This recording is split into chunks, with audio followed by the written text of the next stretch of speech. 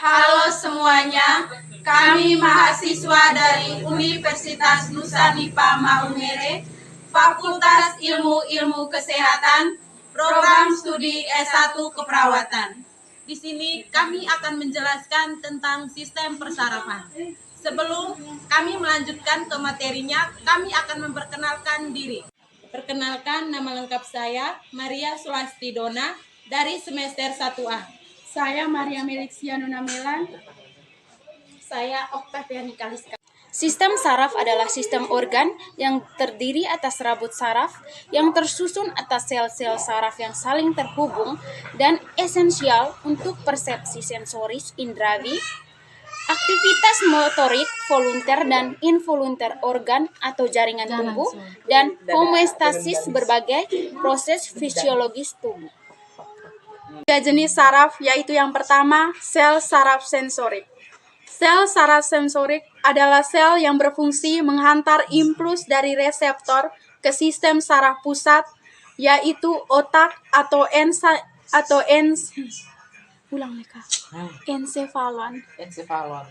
Lanjut terus kan?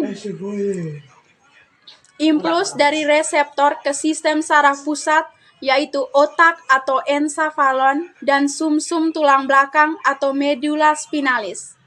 Ujung akson dari saraf sensorik berhubungan dengan saraf asosiasi atau intermediate. Yang kedua, sel saraf motorik. Saraf motorik adalah kumpulan saraf di otak, tulang belakang, dan jaringan otot. Fungsinya sendiri sebagai pengirim impuls dari sistem saraf pusat menuju otot atau kelenjar. Hasilnya berupa tanggapan tubuh terhadap rangsangan tertentu. Yang ketiga, sel saraf penghubung.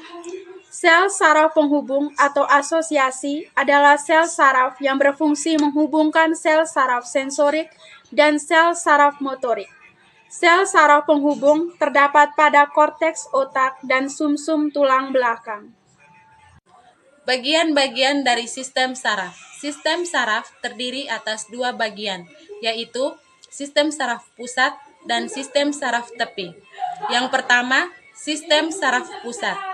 Saraf pusat terdiri dari otak dan sumsum tulang belakang. Otak. Di dalam otak terdapat 3 bagian, yaitu cerebrum atau otak besar. Di dalam otak besar ada 4 lobus, yaitu lobus yang pertama, lobus frontal atau otak bagian depan. Yang kedua, lobus parietal atau otak bagian tengah. Yang ketiga, otak temporal atau otak bagian bawah. Dan yang keempat, lobus occipital atau otak bagian paling belakang. Yang kedua, brain stem atau batang otak. Batang otak terdiri dari 3 bagian, yaitu 1. Mesencephalon atau otak tengah. Yang kedua, medulla oblongata, dan yang ketiga, pons. Yang ketiga, cerebellum atau otak kecil. Otak kecil terletak di bagian belakang kepala, dekat dengan ujung leher bagian atas. Sumsum tulang belakang. Sumsum tulang belakang langsung terhubung ke otak melalui batang otak dan kemudian mengalir sepanjang ruas tulang belakang. Yang kedua, sistem saraf tepi. Sistem saraf tepi terdiri dari sistem saraf somatik dan sistem saraf otonom. Yang pertama, sistem saraf somatik. Bekerja dengan mengontrol semua hal yang Anda sadari secara sadar, memengaruhi respon tubuh seperti menggerakkan lengan, kaki, dan bagian tubuh lainnya. Fungsi saraf ini menyampaikan informasi sensori dari kulit organ indera atau otot ke sistem saraf pusat. Selain itu, saraf somatik juga membawa respon keluar dari otak untuk menghasilkan respon berupa gerakan. Yang kedua, sistem saraf otonom.